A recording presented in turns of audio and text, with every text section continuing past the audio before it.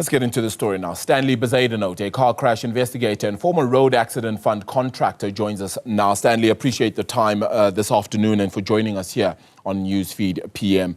Last year, it was 1,285. That's the end of 2023, of course.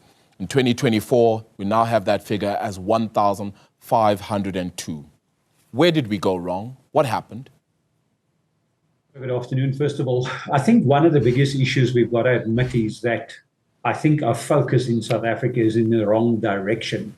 We are trying to govern road users into better road use by using a bigger and bigger stick scenario. We are trying, I looked at the statistics as it were released, thousands of 700,000 fines issued, etc.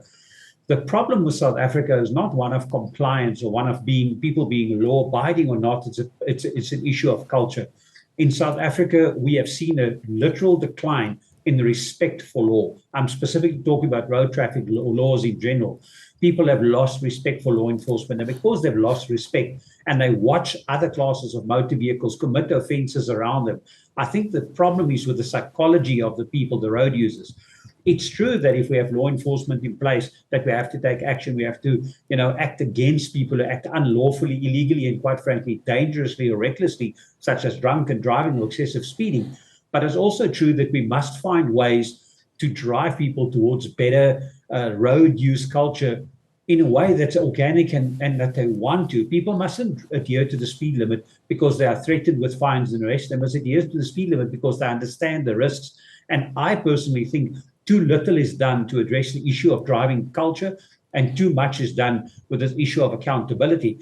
I see in the statistics, they talk about ongoing work being done to improve the roads and make them safer. To the average South Africans, they just have to look in their neighborhood and they look at the number of new potholes, and on national roads, the terrible potholes. And they say, well, wait a minute, if everything's getting improved, if the roads are getting better, why are they more dangerous? How do we measure the risk that we face, the number of crashes increasing year on year, against the infrastructure and how well roads are maintained, how well roads are policed, how well people are educated? Telling people, for instance, I see reference to pedestrian jaywalking. When last have you heard of a jaywalking of infringement notice even being issued?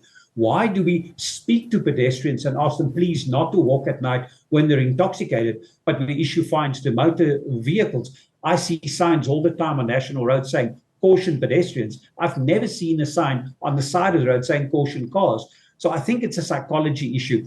While we think that we can change everything by pulling out a bigger stick and trying to stop, fine, and arrest more and more people, I think the rest are simply going to keep becoming worse and worse. And then there's a question of, we know that these crashes are happening. We know that people are committing offenses. What's the conviction rate? How many of those people actually see consequences that you can measure in a way that the rest of society can take to heart? Yeah, you make so many interesting and fascinating points then, Stanley. Let's talk about the change of culture. Is this by policing itself? Is this in the way, as you said, not necessarily by changing the rod and trying to make the rod bigger so you hit a little bit harder, but actually by just enforcing it? When you have elements such as bribery or perhaps just the ease of other people not being charged with criminal activity or whatever the case might be for their acts, that becomes where you lose the respect for the rule of law, right?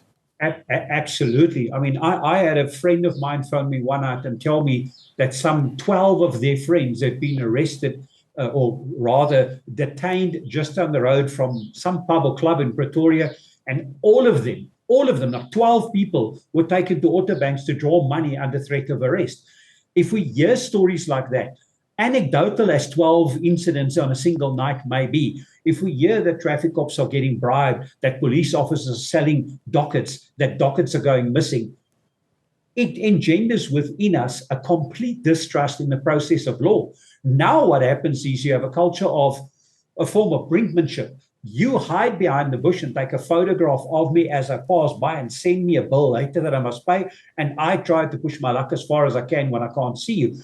There's tension, and this tension is going into two opposite directions. The public is losing complete respect for law enforcement, and law enforcement is seeing it as nothing more than a revenue generator. I myself drove into a roadblock during the festive season where they were checking licenses. And I said to the officer, Why are you standing on this particular spot? Is it a high crash zone? Are there many accidents here? Why? And he said, no, it's convenient for you. I said, what do you mean convenient? Look at the backlot here and the traffic that you've just backed up. And he said, no, it's to bring the traffic department closer to you. And I said, to achieve what?